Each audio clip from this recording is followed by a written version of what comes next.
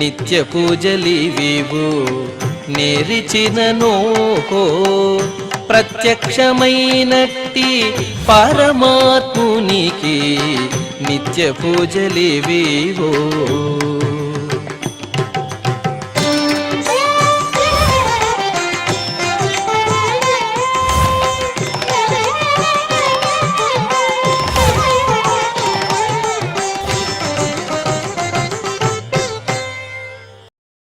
ఓం నమో వెంకటేశాయ.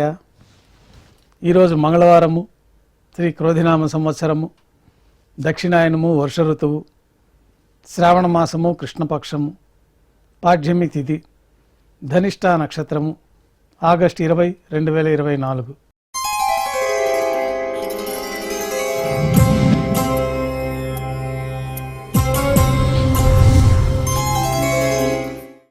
ఈరోజు మంగళవారము, విశేషమైన వారార్జిత సేవగా మనం అష్టదళ పాదపద్మారాధన జరుపుకుంటున్నాము. మాధ్యాహ్నిక ఆరాధనా కార్యక్రమంలో భాగంగా స్వామివారికి నిర్వహించబడే అష్టోత్తర శతనామార్చన ప్రతిరోజు ఏకాంతంగా తులసీ దళములతో నిర్వహించబడుతుంది. ఈరోజు మంగళవారం అదే ఆర్జిత సేవగా భక్తుల దర్శనార్థం 108 అష్టదళ స్వర్ణ కమలాలతో నిర్వహించబడుతుంది.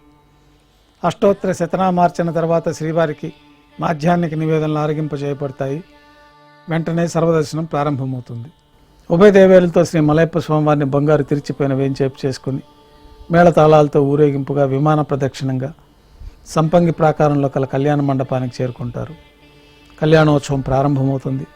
పుణ్యాహవాచనము, అంకురార్పణ, రక్షాబంధనము, అగ్నిప్రతిష్ఠ, స్వామివారికి అమ్మవారికి కళ్యాణం సందర్భంగా నూతన పట్టు వస్త్రాల సమర్పణ, మహాసంకల్ప పఠనం, మాంగళ్యాలకు అభిషేకం, మాంగళ్యాలకు ఆరాధన పూర్తయిన తర్వాత స్వామివారి తరఫున అమ్మవార్లకి మాంగళ్యాల సమర్పణ. ఈ సందర్భంగా స్వామివారికి అమ్మవార్లకి కర్పూర నీరాజనం, విశేషమైన హోమాలతో పూర్ణాహుతి పూర్తయిన తర్వాత మాలా పరివర్తనం అనే కార్యక్రమాన్ని నిర్వహించి ఉభయ దేవేరులను శ్రీవారి చెంతకు చేర్చి ఈ సందర్భంగా అక్షతారోపణం అనే వైదిక కార్యక్రమాన్ని నిర్వహించి కర్పూర నీరాజనము, నైవేద్యము, తిరిగి కర్పూర నీరాజనంతో కళ్యాణోత్సవం పూర్తి అవుతుంది.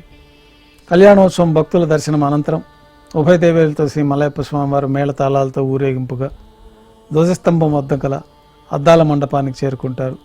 వేదపారాయణ నడుమ ఊంజల్ సేవ నిర్వహించి కర్పూర నీరాజనంతో ఊంజల్ సేవ సంపూర్ణమయ్యి భక్తుల దర్శనం అనంతరం ఉభయ దేవేరులతో శ్రీ మలయప్ప స్వామివారు మేళతాళాలతో ఊరేగింపుగా ఆలయం వెలుపల కల వైభవోత్సవ మండపానికి చేరుకుంటారు.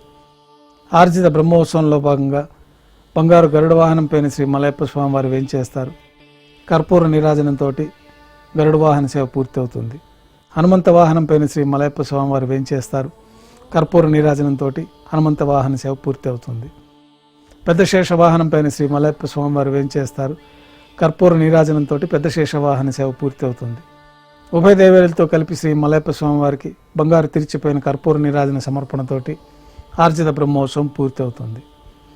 సాయం సంధ్య వేళలో 1000 దీపాలతో అలంకరించబడి ఉన్న సహస్ర దీపాలంకరణ సేవ మండపానికి ఉభయ దేవేరులతో శ్రీ మలయప్ప స్వామివారు మేళతాళాలతో ఊరేగింపుగా చేరుకుంటారు. వేదం, గానం, నాదం నడుమ సహస్ర దీపాలంకరణ సేవ జరిపి నక్షత్ర నీరాజనము, కర్పూర నీరాజనము సమర్పణ తర్వాత ఉభయ దేవేరులతో శ్రీ మలయప్ప స్వామివారు బంగారు తిరిచిపోయిన మేళతాళాలతో ఊరేగింపుగా 4 తిరువీధుల ఉత్సవం జరుపుకొని ఆలయంలో వేంచేస్తారు.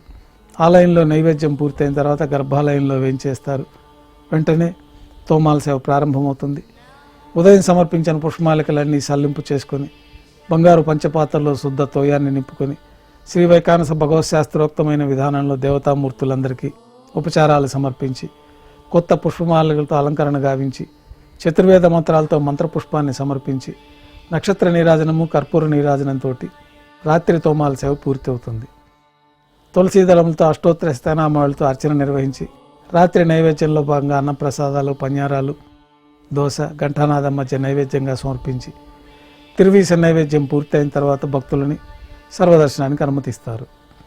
కొద్ది విరామం తర్వాత రాత్రి సమర్పించిన పుష్పమాలికలన్నీ సళ్లింపు చేసుకొని గర్భాలయాన్ని శుద్ధి చేసుకొని ఏకాంత సేవలో భాగంగా బంగారు పట్టు పాన్పుని ఏర్పరిచి ఈ ఏకాంత సేవ సందర్భంగా బ్రహ్మ తిరువారాధన కోసమై బంగారు బిందెలోని తీర్థాన్ని బంగారు పంచపాత్రలోకి సమర్పణ గావించి ఏకాంత సేవలో ఉన్న కౌతుకబేరమైన శ్రీ భోగ శ్రీనివాసమూర్తి వారికి దారోష్ణమైన గోక్షీరము సమర్పించి జీడిపప్పు పాలు పండ్లు నైవేద్యంగా సమర్పించి కర్పూర నీరాజనంతో ఏకాంత సేవ పూర్తి అవుతుంది.